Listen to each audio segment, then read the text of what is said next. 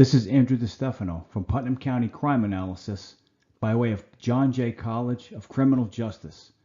My current study, which I've conducted for my studies at John Jay, is what is the relationship between domestic violence and animal abuse?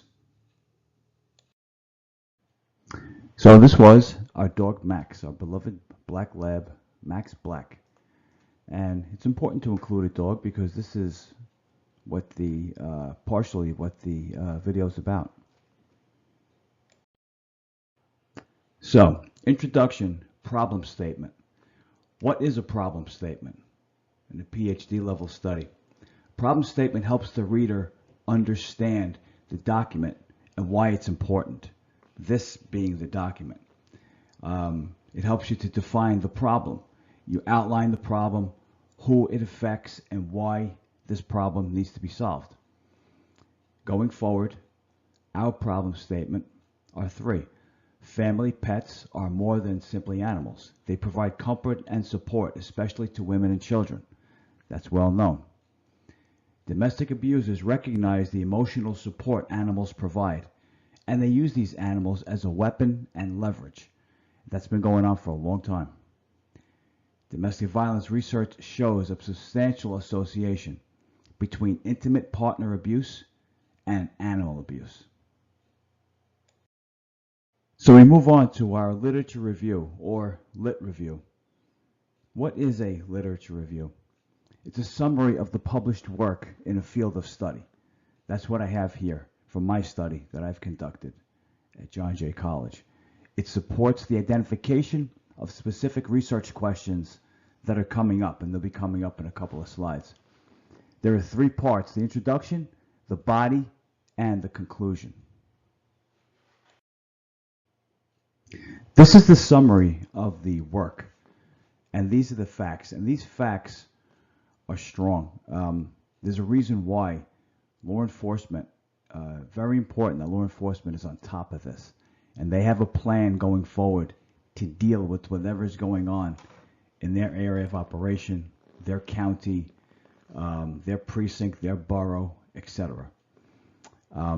Victims of domestic violence are 11 times more likely to report that their partner had hurt or killed their pet than women who are not domestic violence victims.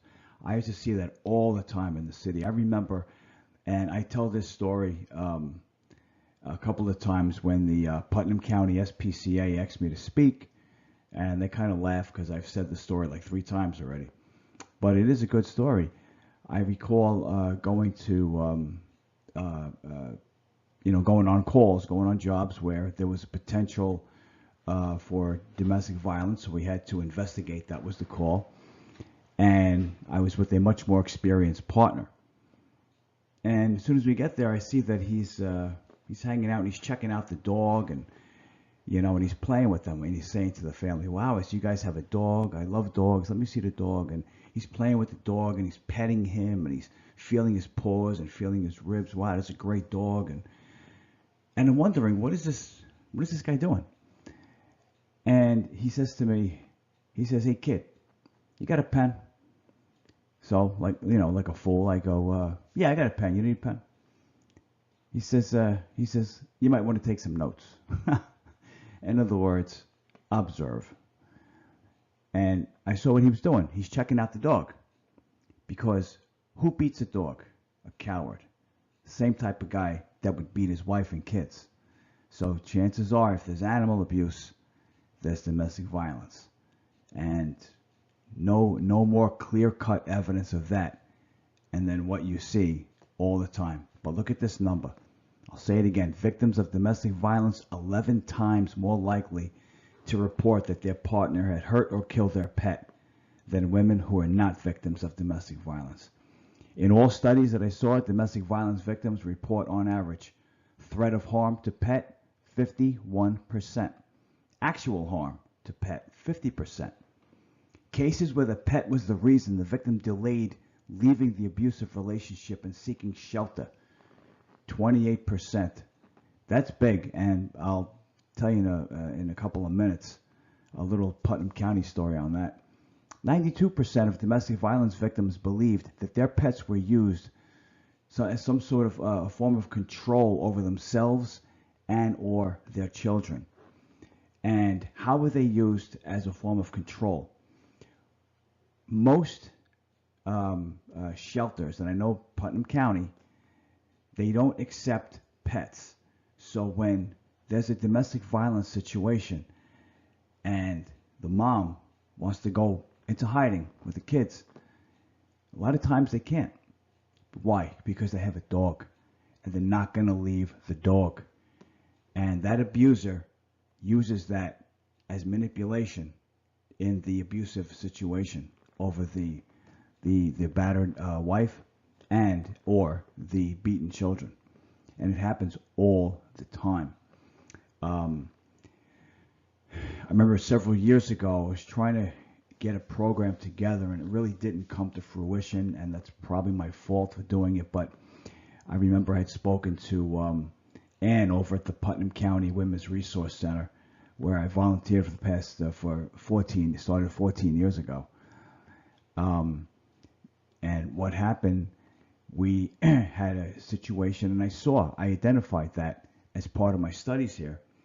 And when I spoke to her, my idea was that perhaps there could be a database of people who volunteer to take in dogs for domestic violence victims, take in the dog temporarily, where the battered wife and children go to the domestic violence shelter here in Putnam County, and then a volunteer agrees to take the dog, on a temporary basis, feed the dog, take care of the dog, and allow the family to visit the dog, whenever they want, within reason, of course.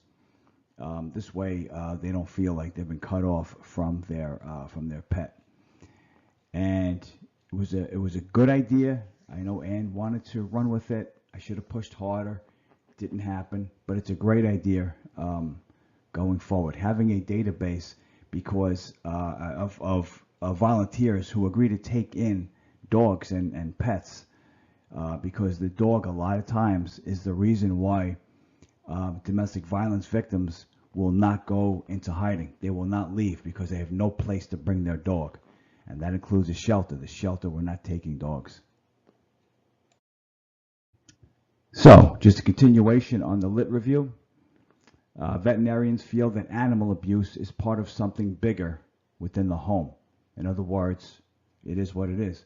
They see that there's animal abuse, dog abuse, a beaten dog, and oftentimes they feel that something else is going on in that home vis-a-vis domestic violence.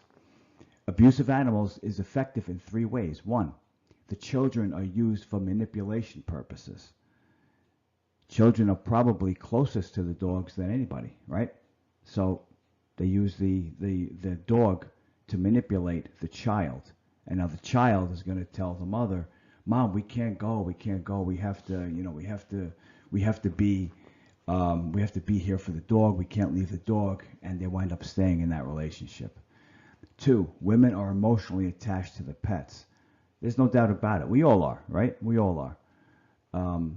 And they don't want to leave the dog in that situation. Three, abusive animal only a preview of violent capabilities. In other words, other things to come. They're all used to control battered women. And it's been going on for years. It goes on here in Putnam County. There's no doubt about it. I remember speaking with the Resource Center somewhat recently at the Italian American Club, and it's still a very big problem up here. It has not abated. So, research questions and hypothesis. What are hypotheses or hypotheses? A proposed explanation or prediction of a relationship between variables that can be tested through research, and that's exactly what I've done. Essentially, it's an educated guess, but it's an educated guess based upon the research that you've done. So you're going to predict what's going to happen, what the results are going to be in the future based upon what you've already uncovered. So, research question number 1. Does threatened and actual pet abuse occur more in households and relationships Where domestic violence exists, then in household relationships where domestic violence does not exist. Hypothesis number one, the educated guess to that question essentially. Reported rates of pet abuse and threatened pet abuse will be higher in domestic violence situations than in non-domestic violence situations. Research question number two. Does concern over pet's welfare affect the battered woman's decision about staying or leaving their partner? Hypothesis number two, or educated guess number two. Domestic violence victims' concern over the safety and welfare of the family pet will affect the victim's decision to seek shelter or to remain in the abusive situation. There's no doubt about that, which is why I wanted to undergo and start that program where people would volunteer and take in a dog or a pet of domestic violence victims. And this way there would be no hesitation or less hesitation for a victim of domestic violence to go into hiding with their dog. They seek shelter at the domestic violence shelter here in Putnam, and at the resource center they'd be able to drop off or facilitate the exchange with the dog. Variables. There are two types of variables. You have the IV, which is the independent variable, and you have the DV, which is the dependent variable. So what are the two? An independent variable is essentially the variable that you use to do the explaining. The dependent variable is the variable being explained. You're basically depending upon that variable. So in our situation, the independent variable, if the batterers threaten the family pet, domestic violence victim will delay leaving. That's the dependent variable. Number two, if domestic violence exists in the house, that's the independent variable now. If domestic violence exists in the house, then likely abuse of the family pet will occur. That's the dependent variable. So essentially what you're saying is cause and effect. That's a nice way of, that's a PhD way of saying cause and effect, a causal relationship.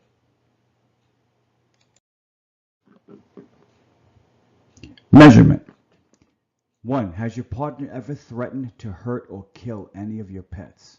This is what your measurement is. When someone says, what is your measure? This is what we're talking about. So your measurement. Has your partner ever threatened to hurt or kill any of your pets? Number 2. Has your partner ever actually harmed or killed any of your pets?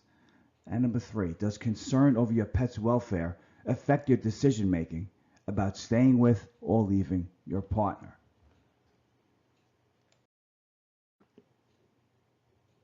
Data collection methods. This was the data that I collected, and this was the method that I used to collect it. This is basically where I looked. All studies were conducted in domestic violence shelters locally. All participants were victims of domestic violence. All these domestic violence victims are pet owners. The method used to collect data was the questionnaire. Staff at the facility was used to ask for voluntary participation, and it was also used to distribute the questionnaire.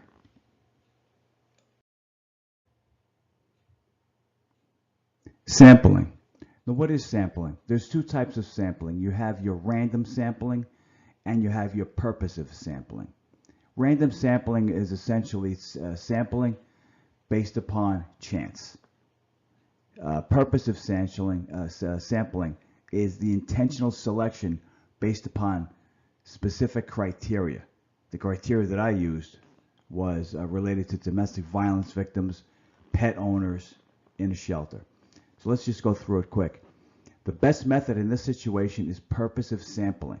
And I need that because, like I said, I'm looking at domestic violence victims and their families. We're looking at domestic violence victims and their families who are pet owners, and they have to be in a shelter, which I'll explain in a second. So the best method in this situation is purposive sampling, which is non-probability. The sample frame is a listing of all domestic violence victims who own a pet. Purpose of sample based upon the nature of our research. The study is exclusive to domestic violence victims, pet owning only, and it's a small subset of that group. So you got to be for this purpose of sampling, you must be a domestic violence victim, pet owning, currently in a DV shelter. So, based upon everything that I said, what is the plan? Because I want you to think about that for a second. A head law enforcement officer stands up and says, there's a direct connection between domestic violence and animal abuse.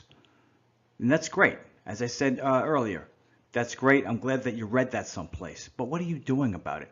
What is in your plan? What does your department do? What does your team do? What does your squad do if you encounter such a situation where you have animal abuse? Okay, let's go further. So the first thing I would do is I would set up an annual meeting with all veterinarians in your AO, in your area of operation. Since this is Putnam County Crime Analysis, I am talking about Putnam County. Don't read into that. However, at that meeting, the annual one-time meeting, at least to make the initial opening appearance, it has to be the head law enforcement officer for that area of operation. Again, in our situation, it's Putnam County. It has to be the head law enforcement officer for Putnam County. You can bring with you a designee. You can bring with you the person that you've assigned for domestic violence, and I hope to God you have somebody assigned to that. But to open it up, the head law enforcement officer, in this case, we're probably talking about a sheriff. That head law enforcement officer should be there because veterinarians, they're professionals like a lot of other fields. They know that if the top people don't come to this meeting, at least to start it off, then they can see that the police department doesn't take it seriously. But if they see that the sheriff is there or the chief is there, then obviously that department is a department that's taking it seriously, and the veterinarians will take it seriously. So you set up that annual meeting with the veterinarians. What are you doing at that meeting? You're letting them know that you have a situation where you know that there is a direct correlation between domestic violence and animal abuse, and you're asking them that whenever they encounter situations where they suspect animal abuse, if they could please notify the sheriff's department or state police, whatever it is we're talking about, because then we're going to slide into number 2. If we assign a dedicated officer to domestic violence, it doesn't mean that's all that officer does, although it probably could be. I'll get into that in a second. Domestic violence is still very prevalent in Putnam County, and I've heard that from, the resource center. Still, it's a big problem in Putnam County, as it is in every county. In our society, it's still an epidemic. But it's good to have a dedicated officer to domestic violence. This way, the community, battered women and children, have a resource that they can reach out to in times of, and a dedicated person, the same person, consistency, someone that they can learn and trust. That dedicated officer doesn't have to be an investigator. It could be a deputy who receives specialized domestic violence training. And that officer, as I said, would be assigned, but doesn't have to be that officer's exclusive assignment. Okay, number 3, there needs to be regular, consistent, serious meetings with the SPCA. Again, I'm only talking about Putnam County because this is Putnam County Crime Analysis. So that's where my studies are directed.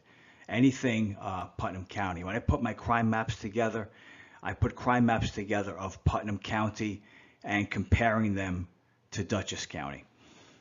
So regular, consistent meetings with the Putnam County SPCA and the Putnam County Humane Society. When the Putnam County SPCA comes upon animal abuse, dog abuse especially, is there an automatic connection to the sheriff's department or to the state police to advise them of what they have, and then not just advising them of what they have, then the police department, the sheriff's department, has to then go out, probably their domestic violence officer, then goes out to that house to make sure that there's no domestic violence. That's what I said before about, standing up and saying there is a direct connection between domestic violence and animal abuse. Again, that's great.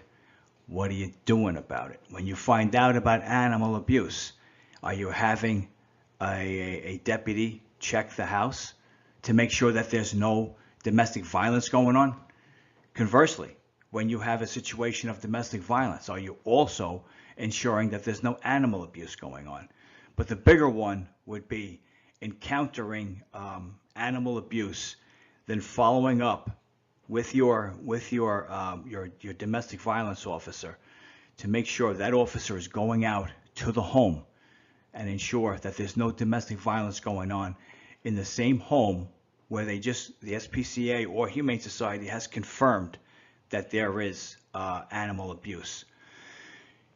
There should also be regular, consistent meetings with the Putnam County Northern Westchester Women's Resource Center. I volunteered there.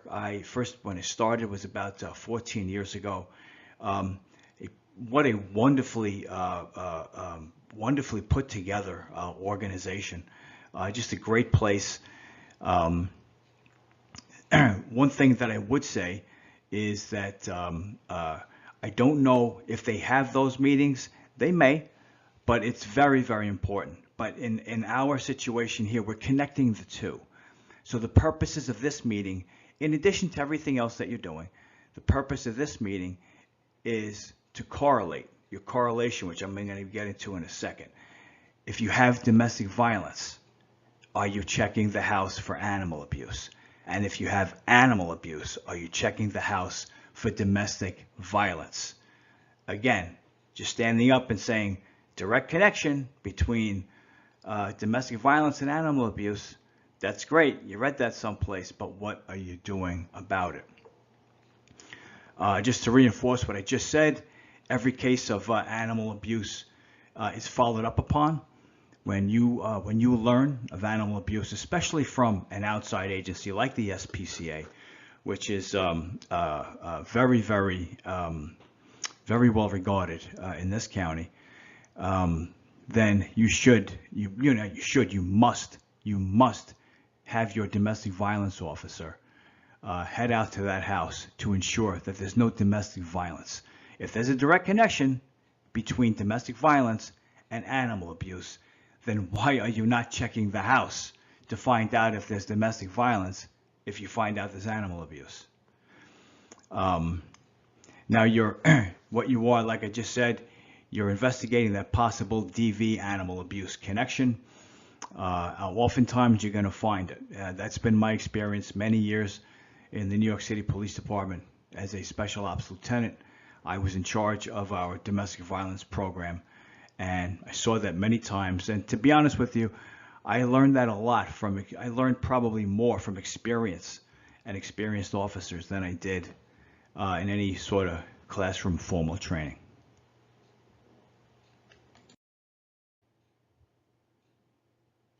Okay, so these are our references. There's no need to go through them. These were the documents and the resources that I used at the research center, at the library, etc., in order to come to my conclusions and the questionnaire which I used. I am happy to say that I did get an A on this project, and it is a PhD level course. This was a study, though. The class was not about domestic violence. The class was about conducting these studies, and these studies can involve anything, which makes it so important when someone knows these studies like I do. You can use these studies to conduct political polling, your sampling and things like that. You can use these for various types of studies. I used this method for domestic violence. Just in a summary, I started to volunteer probably about 14 years ago at the Women's Resource Center in Putnam County. And I went through a 40-hour course. It was probably about 3 hours a week for a few months. So it was pretty intensive, and I learned a lot. You know, Ann at the Resource Center, wonderful. She ran it for many years. Unfortunately, she just moved on. That's a big loss for us, but I'm sure we will land on our feet. But yeah, it was a 40-hour course, and it was I learned a lot, even through a career in the New York City Police Department and being a special operations lieutenant, which means I had a lot of training in domestic violence because I was in charge of a domestic violence program within my precinct. I actually had to create it when I became special operations lieutenant. Domestic violence today is still it's still, you know, an epidemic. It happens behind closed doors, which means it happens a lot more than you think. You hear law enforcement commanders, and this is what really does bother me. You hear law enforcement commanders all the time make this statement, which was the heading of my project: the relationship between domestic violence and animal abuse. And they'll stand up there and they'll say, there is a strong correlation between domestic violence and animal abuse. Well, I'm happy that you probably read that someplace, but what are you doing about it? What is your operational plan? What is your written? Don't tell me anything. What is your written operational plan to deal with this? To say that the relationship between domestic violence and animal abuse, this is how it's studied. This is how we deal with it. If you have a domestic violence victim, are you following up with that victim to determine if there is animal abuse in the household? Conversely, how much follow-up has there been with every single animal abuse case to determine if there's domestic violence in the household? Are you reaching out to the SPCA to figure that out? Are you reaching out to Humane Society? Are you having, say, even once a year meetings, put together a big meeting with every veterinarian in this county to explain what it is that we do? We're on board, we're interested, and notify us if you, if you hear of any, if you have any abused animals, if you suspect animal abuse from a dog or a cat or whatever type of animal that's come into your care, and these are experts, these are the doctors. If you suspect it, give us a call, because then we have to put our money where our mouth is, right? The relationship between domestic violence and animal abuse. Well, we got to do something about it. I know that when I was a special operations lieutenant, I had several meetings spread out over time with local veterinarians, not with the SPCA, with the ASPCA, which at the time had their own law enforcement group. Now I believe they've disbanded it to save money, and they've pushed it off to the New York City Police Department like they push off everything to the NYPD. Big mistake, but they did it. I believe that's still going on.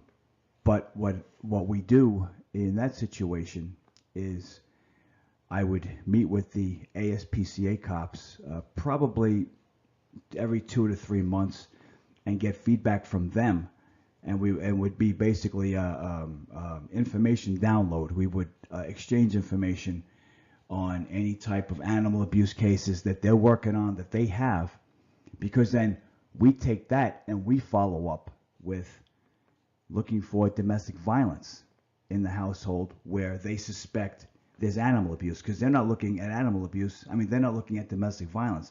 They're looking at the half of it. It's the police that have to look at the other half. So when you hear a law enforcement commander, a chief of police, a police director, a sheriff, etc., say, yes, there is a very strong correlation between domestic violence and animal abuse. Like I said, that's great. You read that somewhere, but what are you doing about it? What is your plan? Where is the plan? Is it in writing? I was always taught if it's not in writing, it doesn't exist. It does not exist. What are you doing about it? I've seen a lot of situations as a special operations lieutenant where, and this is from, and I'm telling you, the story I told before, I learned this from older cops who've been around for a long time. And the one cop who told me, do you have a pen, kid? And I said, yeah, I have a pen. He says, good, take some notes. And I watched him, and this was from experience. He had no official or formal training in the field or anything like that. It was just based upon his experience. The call was suspected domestic violence, and the first thing he did was check out the dog. He was checking out the health and welfare of that dog, and the family didn't even know it. I mean, that's how smooth experienced cops are. He was checking out the paws, and he would talk about, wow, this dog has big paws. It's going to be a strong dog. He's got really strong, I see he's got a lot of meat on them bones, and he's feeling around it, but he's feeling for injuries. He's feeling for abuse. To see, he's actually also checking to see if the dog has like a fear. If you make a move toward him, and the dog, jumps back or is fearful, that could be a sign of previous abuse in the past. That's also an indicator. But when you're in command, you have got to put together a plan. You can't just say there's a causal relationship, there's a direct correlation between domestic violence and animal abuse, and then sound smart and walk away to applause. You can't do that. What is your plan? Are you meeting yearly? These are just coming off the top of my head, and plus from things that I did when I was a special operations lieutenant. Are you meeting yearly with veterinarians? Are you, or are you not? Are you getting all types of animal abuse cases? Are they downloading to you so then you can follow up, not with the animal abuse, but with potential domestic violence? Are you doing any of this? Is it in writing? Is it going on? So in any event, as I said, I did get an A on this project. This was last semester, not now. I did clean it up a little bit. I wanted to fix some things. And 2 weeks ago was the October 25th. Yeah, last week was the Putnam County SPCA dinner. We had a wonderful time. And I decided that night that I was going to make a video out of it. I had already made the PowerPoint presentation, but I was going to make a video out of this and move forward on it. So I did that, and now it's time to sign off. This is Andrew DeStefano from Putnam County Crime Analysis by way of John Jay College. God bless. Have a great day. Stay safe.